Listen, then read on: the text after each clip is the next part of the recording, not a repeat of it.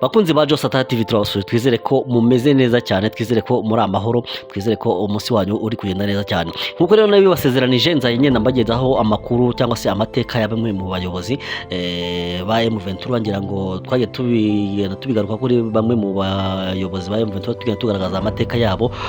Uyu munsi rero nkaba ngiye kukugezaho amwe mu mateka ya General Bosco Ntaganda wayoboye M23 bwa mbere muri 2012 ubwo yafataga umujyi wa Goma. Kora subscribe rero kuri no channel kugira ngo tuze kubana muri iki kiganiro ndetse no mu bindi biganiro byacu bikurikiraho. General Jean Bosco Ntaganda yavutse mu mwaka w'1973, uba afite imyaka 52. Ubu kandi arafunze kubera ibyaha by'intambara yahamijwe n'urukiko mpuzamahanga mpanabyaha ICC. Ku mpamvu z'ibyaha yashinjwaga ku nshuro ya mbere muri 2006, urukiko mpuzamahanga mpanabyaha rwashyizeho inyandiko zo kumuta muri yombi ashinjwa kwinjiza abana mu nyeshyamba. Yaje kohererezwa uru rukiko rw'i Hague mu Buholande muri 2013, maze amaze gusumbirizwa mu ntambara akabura amajyo, akaza mu Rwanda akajya muri ambasade ya Amerika. Amakuru yavuze ko kwishyikiriza ubutabera yabitewe no gutsindwa ku ruhande rwe mu makimbirane yari amaze gucamo kabiri umutwe wa M23. Muri Gicurasi 2012 ku byaha yashinjwaga hiyongereyeho gufata ku ngufu, ubwicanyi, kugirira nabi abasivile kubera ubwoko bwabo. Ibi bijyana n'ibyarezwe uwari umuyobozi we Thomas Rubanga, umuntu wa mbere wahamijwe ibyaha n'uru rukiko amezi abiri ari imbere y'icyo gihe. Muri 2019 Ntaganda Jean Bosco yakatiwe gufungwa imyaka 30 n'urukiko rwa ICC kubera ibyaha 18 by'intambara yahamijwe yakoze hagati y'ibihumbi 2002 ndetse n'ibihumbi 2003.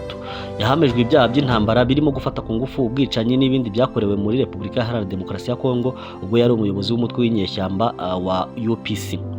Ibi nibyo byabayeho mu myaka myinshi mu gihe Perezida Joseph Kabila yari yaranze kumufata ngo kugira ngo amahoro ahinde muri Repubulika Iharanira Demokarasi ya Kongo nk'uko yabivugaga. Akiri umwana iwabo bahungiye Ingungu muri Repubulika Iharanira Demokarasi ya Kongo kubera amateka mabi y'ivangura ryakorerwaga abatutsi mu Rwanda. Niho yigiye amashuri ariko ntiyarangiza ayisumbuye. Mu mwaka w'1990 afite imyaka 17 yinjiye mu ngabo zari za RPA y'inkotanyi nyuma y'uko inkotanyi zibohoye igihugu zikanahagarika jenoside yakorerwaga abatutsi mu mwaka w'1994.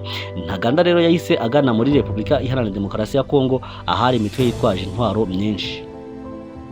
Muri 2002 yinjiye mu mutwe wa Union des Patriotes Congolais UPC muri Ituri, aho yamaze imyaka 3 ari we ushinzwe ibikorwa bya gisirikare by'uyu mutwe wa Thomas Rubanga. Nyuma yinjiye mu wundi mutwe witwa CNDP wayoborwaga na Laurent Nkunda, undi murwanyi wari ukomeye mu karere kimwe na Ntaganda. Ntaganda yageze aho ahirika General Nkunda afata ubutegetsi bwa CNDP, ubundi asinya amasezerano y'amahoro hagati ya leta ya Kongo icyo gihe na CNDP na CNP muri 2009. Ntaganda yinjijwe mu gisirikare cya leta ya Kongo, azamurwa mu mapeti agirwa general. Ayo masezerano basinye icyo gihe muri 2009 niyo atarubahirijwe, ubundi avamo umutwe wa M23 mwumva uyu munsi. Yakoreraga Igoma aho yari ayoboye abasirikare barenga 50,000, benshi muri bo bahoze ari inyeshyamba bakomeje n'ubundi kuba abantu be. Mu kwezi kwa kane mu 2012 yivanye mu gisirikare cya Kongo, ava mu mujyi wa Goma atwara abasirikare barenga 300 bafite intwaro nyinshi. Kabila yahise ategeka ko bamufata, gusa avuga ko atazamushyikiriza ICC yamushakaga. Mu mpera z'uwo mwaka umutwe wa M23 Bosco Ntaganda yari ayoboye wafashe umujyi wa Goma, ariko nyuma wemera kurekura. Amezi yakurikiyeho y'imirwano yatumye abantu bagera ku 800 bava mu byabo. Uruhande rwa Ntaganda rwatsinzwe n'urwa mugenzi we Colonel Sultan Makenga, bisa nkaho yatinye gupfa maze afata inzira ajya mu Rwanda yerekeza i Kigali muri ambasade ya Amerika, aho yaje kohererezwa urukiko rwa ICC rwari rumaze imyaka rumushaka. kuva muri 2015 yarabunanishijwe, muri 2019 ahanwa n'ibyaha 18 by'intambara akatirwa gufunga imyaka 30.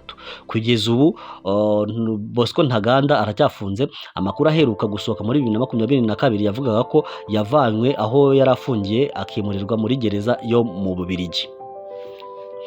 Ayo rero akaba yari amwe mu mateka ndetse n'amakuru avugwa kuri Bosco Ntaganda, wafashe cyangwa se warwanye intambara zikomeye zigiye zitandukanye, agafata umujyi wa Goma bwa mbere ufatwa muri 2012. Akaba rero ari Ntaganda wari uyoboye inyeshyamba zafatanije nawe gufata uyu mujyi wa Goma.